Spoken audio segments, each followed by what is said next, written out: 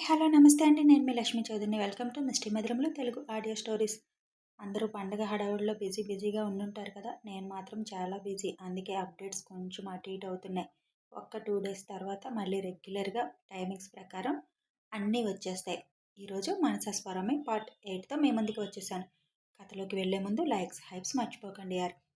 దేవి గారు ఇచ్చిన కవర్ నెమ్మదిగా ఓపెన్ చేస్తున్న అభి ఒళ్ళో ఒక వస్తువు పడుతుంది. అభి కిందికి చూడగానే బంగారపు గాజు ఉంటుంది. దానిని చేతిలోకి తీసుకొని చూస్తాడు. ఇదెందుకు పెట్టింది అని ఆలోచిస్తూ ఇంకొక చేతితో కవర్లో ఉన్న పేపర్ తీస్తాడు. అది లెటర్ అని అర్థమవడంతో చిన్నగా దానిని ఓపెన్ చేస్తాడు. శ్రీనాథ్, దేవి గారు కొంచెం దూరంగా వెళ్ళి కూర్చుంటారు. లెటర్ ఓపెన్ చేసిన అభికి అందమైన ఆమె చేతిరాత కనిపించగానే చిన్నగా చేతితో ఆ అక్షరాలు తడుముతాడు. దానిని చదవడం మొదలు పెడతాడు. హలో అభిరామ్ సార్, మీరు ఈ లెటర్ చదువుతున్నారు అంటే మీకు మొత్తం తెలిసే ఉంటుంది. నేనెవరు అని తెలుసుకోవడానికి ప్రయత్నం చేసే ఉంటారు కదా. నన్ను చూడాలి అని ఫుటేజ్ చూసే ఉంటారు.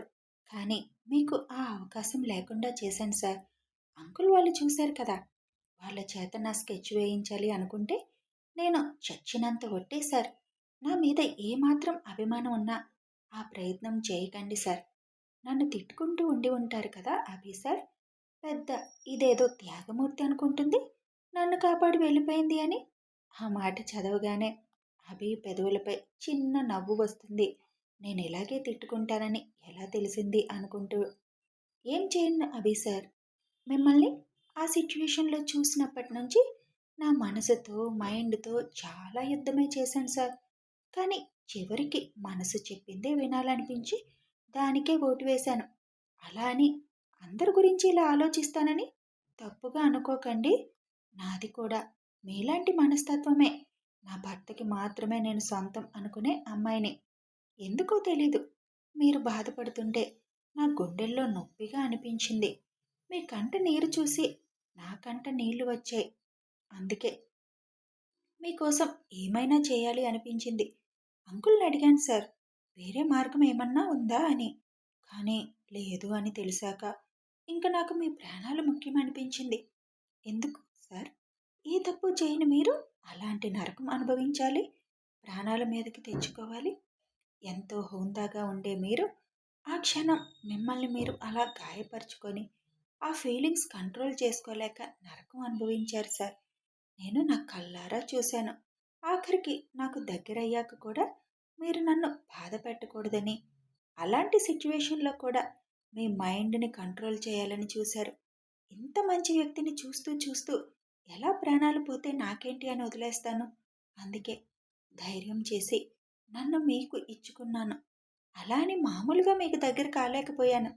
ఒక పరాయి మగాడి దగ్గరికి వెళ్ళాలంటే మనసు ఒప్పుకోలేదు సార్. అందుకే నా తృప్తి కోసం, కేవలం నా మనసుకి సర్ది చెప్పుకోవడం కోసం మీ రక్తాన్ని నా నుదుటి మీద పెట్టించుకొని ఒక్కరోజుకి మీ భార్యగా మారాను. మీ చేయిని మంగళసూత్రంగా భావించి నా మెడలో వేయించుకున్నాను. అప్పుడు అభి మెడలో చూసుకుంటే చైను ఉండదు. మీ అనుమతి లేకుండా అలా చేయడం తప్పే. కానీ తప్పలేదు. ఒక పక్క మీరు పరాయి ఆడదాన్ని ముట్టుకోకూడదని పట్టుబట్టి మీ ప్రాణం మీదకి తెచ్చుకుంటున్నారు. అందుకే మనిద్దరికీ ఆ ఫీలింగ్ లేకుండా మీ భార్యగా మారి మీకు దగ్గరయ్యాను. మీరు కూడా నేను మీ భార్యని అన్నాకే నన్ను దగ్గరికి రానిచ్చారు సార్. ఇందులో మీరు బాధపడవలసింది కానీ, గిల్టీగా ఫీల్ అవ్వాల్సింది కానీ ఏమీ లేదు సార్. మీ భార్యతోనే మీరున్నారు.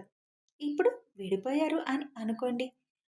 నేను అక్కడే ఉంటే మీరు నన్ను కన్సర్న్‌తోనో మీ భార్యగా అంగీకరిస్తారు. నా జీవితం మీ వల్ల నాశనమైంది అని నన్ను భరించడానికి సిద్ధపడతారు. అది ఎంతవరకు కరెక్ట్ సార్?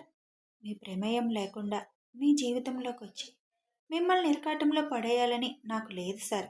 అయినా సాయం చేసి దాని ప్రతిఫలం ఎప్పుడూ ఆశించకూడదని మా నానమ్మ ఎప్పుడూ చెబుతుంది సార్. నేనక్కడే ఉండి అంకుల్ అన్నట్టు చేస్తే నాకు వాళ్ళ అమ్మాయికి తేడా కనిపించలేదు సార్. తను మిమ్మల్ని మత్తులో పడేసి మిమ్మల్ని తనవాడిగా చేసుకొని ఆ కారణంతో పెళ్లి చేసుకోవాలి అని చూసింది. మీరు మత్తులో ఉండగా మీకు దగ్గరై మిమ్మల్ని నా భర్త అనటం ఆ కోవకే చెందుతుంది కదా సార్. మీ పక్కన మీ భార్యగా నిలబడే అర్హత నాకు లేదు సార్. మీరు ఆకాశం, నేను భూమి. ఆ రెండు ఎప్పుడూ కలవవు సార్. ఒకవేళ మీరు నన్ను భార్యగా అంగీకరించినా, మీ వాళ్ళు వాడు మత్తులో ఉన్నప్పుడు ట్రాప్ చేసి పెళ్లి చేసుకున్నావంటే నేను అస్సలు భరించలేను సార్. తనని ఇంత అర్జెంటుగా ఎందుకు పెళ్లి చేసుకున్నావు అంటే మీరు ఇదంతా చెప్పాలి. ఎవరి ముందు మీరు తల వంచుకోవడం నాకిష్టం లేదు సార్. మీ చైన్ నాకు మంగళసూత్రం సార్. అందుకే అది నాతో మీ గుర్తుగా తీసుకువెళ్తున్నాను. అంత ఖరీదైన వస్తువు ఊరికినే తీసుకువెళ్ళాలి అని అనిపించలేదు సార్. అందుకే మా నానమ్మ గుర్తుగా ఇచ్చిన గాజుల నుంచి ఒకటి దాని విలువకి ఇచ్చి వెళ్తున్నాను. ఏది ఊరికనే తీసుకోలేను సార్. మీ చైను అంత విలువ ఉంటుందో లేదో తెలియదు సార్. తక్కువైతే క్షమించేయండి. ఒకవేళ నేను జరిగిన దానికి మిమ్మల్ని బాధ్యత చేసి మీ భార్యగా ఉండాలి అనుకుంటే ఎందుకో నాకు నా శరీరానికి మీ మనసుతో విలువ కట్టినట్టు అనిపించింది సార్. ఎందుకంటే అప్పటిదాకా ముక్కు, మొహం, కులం, గోత్రం ఏమీ తెలియని అమ్మాయి వచ్చి నేను మిమ్మల్ని కాపాడాను కాబట్టి మీరు నన్ను భార్యగా స్వీకరించండి అంటే ఎంత చండాలంగా ఉంటుంది కదా! మీ మనసుకి అది ఎంత కష్టంగా ఉంటుందో కదా! నాకు చాలా బాధ్యతలున్నాయి సార్. జీవితంలో పెళ్లి చేసుకోకూడదు అని ఫిక్స్ అయ్యాను.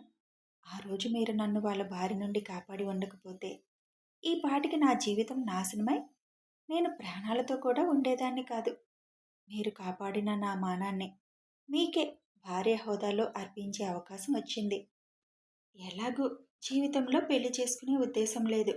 అలాంటప్పుడు మిమ్మల్ని కాపాడడానికి ఎండ కూడా సోకకుండా దాచిన నా పరువాలు అలా ఊరికే మోడుబారిపోకుండా మీ తాపం తీర్చి మీ ప్రాణాన్ని నిలబెడుతుంది అంటే నాకు తప్పు అనిపించలేదు.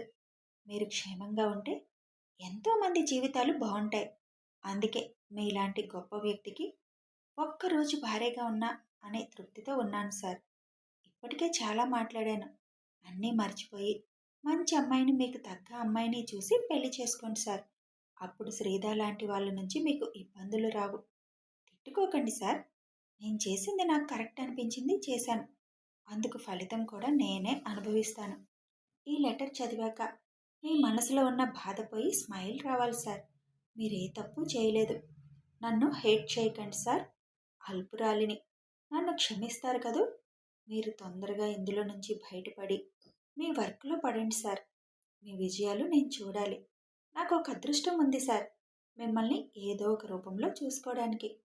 నా బాధ్యతలు తీర్చుకోవడంలో మీ జ్ఞాపకాలు నన్ను ముందుకు నడిపిస్తాయి సార్. జాగ్రత్తగా ఉండండి సార్. ఉంటాను సార్. మీకు ఏమీ కాని మీ శ్రేయోభిలాషి. లెటర్ చదివిన అభికి మనసంతా భారంగా అనిపిస్తుంది. ఇంత నిస్వార్థంగా ఎలా ఆలోచించావు అసలు? నీకంటే మంచి మనసున్న అమ్మాయి నాకెక్కడ దొరుకుతుంది? వాళ్ళ నుంచి నిన్ను కాపాడి నేను కూడా నీకు అదే నరకం చూపించాను. ఎలా భరించావు? అన్ని గంటలు నన్ను ఎలా జరిగినా మన జీవితాలు ముడిపడ్డాయి. ఎక్కడున్నా నిన్ను వెతుకుతాను. నిన్ను చేరుకుంటాను. నిన్ను వదిలే ప్రసక్తి లేదు. నువ్వు నన్ను భర్తగా అనుకుని ఫిక్స్ అయి నా జ్ఞాపకాలతో బతికితే మరి నేను నీ జ్ఞాపకాలతో బతకలేనా అని ఆ గాజును తన హృదయం మీద పెట్టుకుంటాడు. శ్రీనాథ్ వచ్చి నెమ్మదిగా ఏం రాసిందవి అని అడుగుతారు. ఆయన చేతికి ఆ లెటర్ ఇచ్చి వెనక్కి వాలి కళ్ళు మూసుకుంటాడు. అస్పష్టంగా కనిపించే తన కళ్ళు గుర్తుకు వస్తాయి.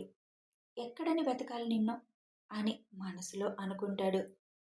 శ్రీనాథ్ దేవికి ఆ లెటర్ చదివి చాలా బాధ అనిపిస్తుంది. నిజంగా తన చూపులో కానీ తన మాటలో కానీ ఎక్కడా స్వార్థం కనిపించలేదు అభి.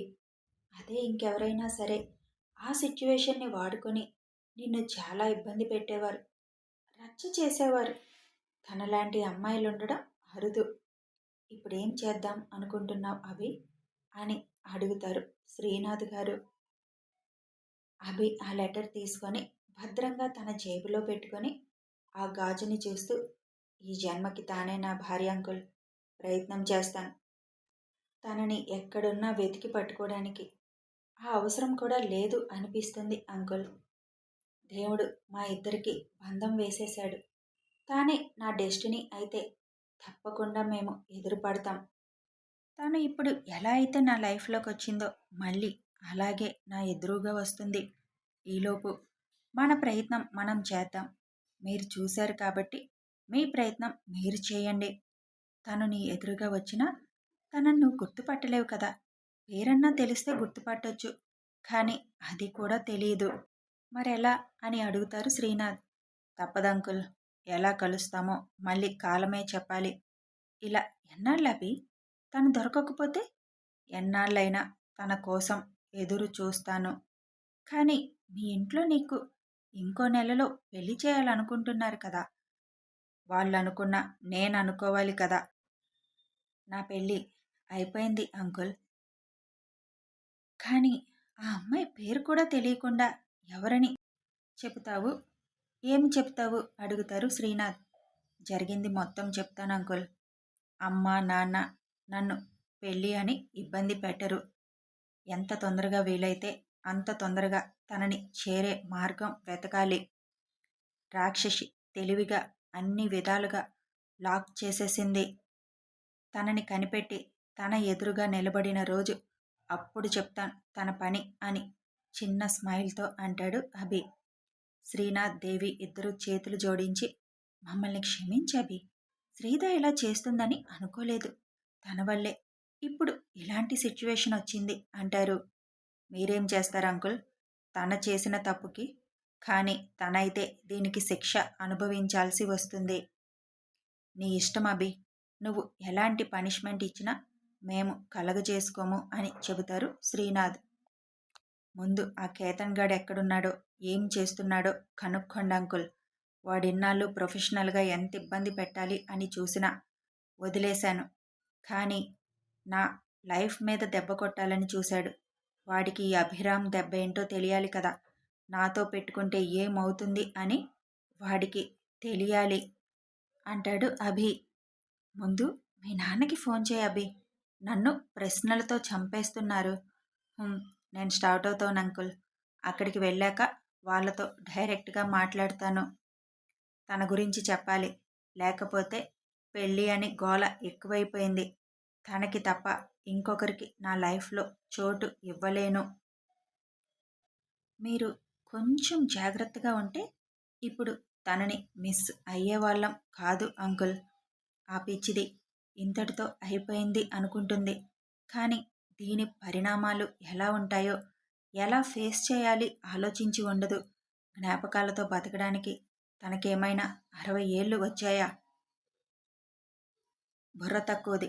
చైన్ తీసుకున్నందుకు విలువ కట్టించి వెళ్ళింది.